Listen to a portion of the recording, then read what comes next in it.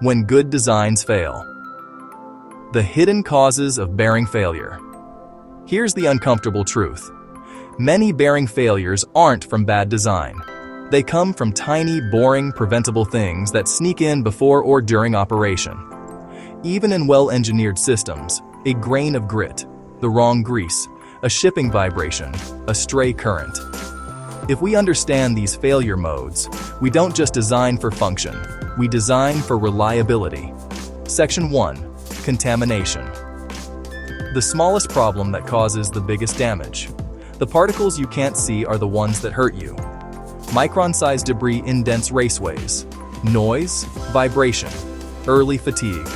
Most of this stuff sneaks in during installation or maintenance. A rag, an unsealed bag, an open bench. Control the environment. Control the handling. Keep parts sealed until they're needed. It's not overkill. It's bearing integrity. Section 2. False Brinelling. Damage without rotation. Equipment rides in a truck or sits near a vibrating machine and the shaft never turns. You still get wear patterns that look like load damage. Motors, gearboxes, shift assemblies. Designed for transport, not just operation. Lock the shaft. Use proper packaging. Consider isolators. Consider preload strategies that survive the road trip. Section 3. Electrical damage, EDM, and fluting. Inverters and drives can push current through bearings. That current arcs. It etches the raceway. It creates fluting patterns. The result? Whine, vibration, premature failure. This isn't just a bearing selection problem. It's a system problem. Think shaft grounding, insulated bearings, proper cabling, filters, a grounding scheme that doesn't make the bearing your fuse. Section 4. Lubrication. Too little, too much, or the wrong type. Under lubrication equals metal-to-metal contact. Over lubrication equals heat, churning, wasted torque, wrong grease can, shear, bleed, cook at speed or load. Treat lubrication like a core design parameter. Base oil viscosity matched to speed and temperature. Thickener compatibility. Additive chemistry. Fill quantity.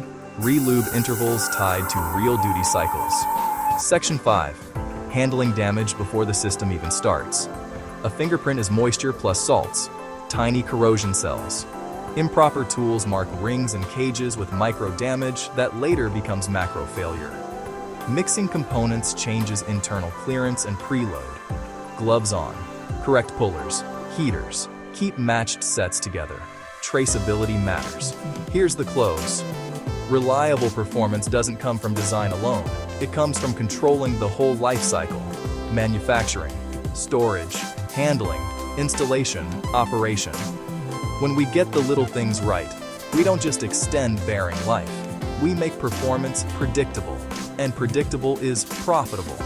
At CW Bearing, we work with engineers to surface these risks: early contamination control, transport strategies, electrical mitigation, lubrication plans, handling discipline. So good designs stay good in the real world. If you're building something that has to run quietly, smoothly, and for a long time, start by controlling the boring stuff. That's where the wins are.